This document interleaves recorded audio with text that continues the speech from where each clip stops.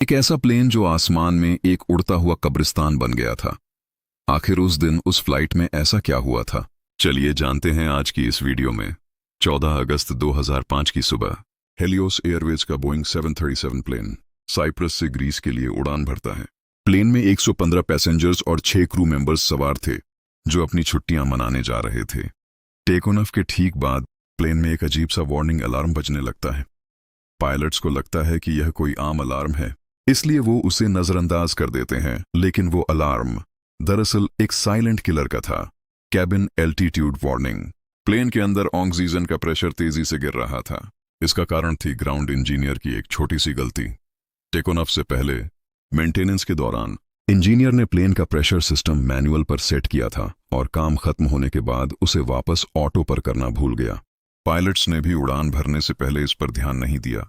जैसे जैसे प्लेन ऊपर जा रहा था, हवा पतली होती गई। पायलट्स के दिमाग को ऑक्सीजन मिलना बंद हो गया। इस मेडिकल कंडीशन को साइंस में हाइपोक्सिया कहते हैं। इसमें इंसान का दिमाग काम करना बंद कर देता है, उसे नशा होने लगता है और वो सही फैसले नहीं ले पाता। पायलट्स को समझ ही नहीं आया कि उनके साथ क्या हो रहा है। एयर ट्रैफिक कंट्रोल ATC जब कॉकपिट से संपर्क करने की कोशिश कर रहा था तो वहां से सिर्फ सन्नाटा मिल रहा था। उड़ान भरने के सिर्फ 13 मिनट के भीतर पूरे कॉकपिट और कैबिन में ऑक्सीजन खत्म हो गई। पैसेंजर्स के ऑक्सीजन मास्क नीचे गिरे, लेकिन उनमें सिर्फ 12 से 15 मिनट की ही ऑक्सीजन सप्लाई होती है।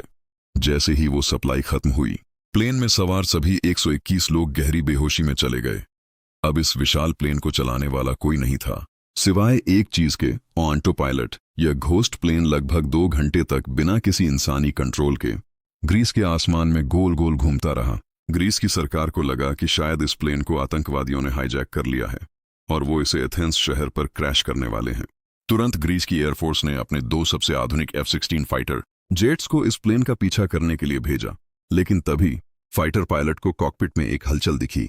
एक शख्स किसी तरह कॉकपिट के अंदर दाखिल हुआ और कैप्टन की सीट पर बैठ गया। यह कोई आतंकवादी नहीं था, बल्कि एयर ट्रैफिक कंट्रोल को लगातार मेडे इमरजेंसी सिग्नल भेजे, लेकिन उसकी आवाज रेडियो की गलत फ्रीक्वेंसी की वजह से किसी तक नहीं पहुंच सकी। उसने खिड़की से फाइटर जेट्स को इशारा किया कि वह प्लेन को लैंड कराने की कोशिश कर रहा है, लेकिन तब तक बहुत देर हो चुकी थी। प्लेन का एक इंजन फ्यूल ईंधन खत्म होने की वजह से बंद हो गया। ठीक 10 मिनट बाद दूसरा इंजन भी रुक गया। एंड्रियास ने आखिरी दम तक 120 लोगों की जान बचाने के लिए प्लेन को संभालने की कोशिश की, लेकिन प्लेन तेजी से जमीन की तरफ गिरने लगा और आखिरकार एथेंस से कुछ ही दूरी पर पहाड़ों पर यह प्लेन क्रैश हो गया। इस दर्दनाक हादसे में सभी 121 लोगों की मौत हो गई। पोस्टमार्टम रिपोर्ट से पता चला कि क्रैश होने के आखिरी सेकंड तक कई लोगों का दिल धड़क रहा था, यानी वो जिंदा थे, बस बेहोश थे। सिर्फ एक छोटे से प्रेशर स्विच को मैनुअल से ऑटो पर न करने की लापरवाही ने 121 मासूमों की जान ले ली। इस घटना के बाद पूरी दुनिया में विमान सुरक्षा के नियमों को हमेशा के लिए बदल दिया गया।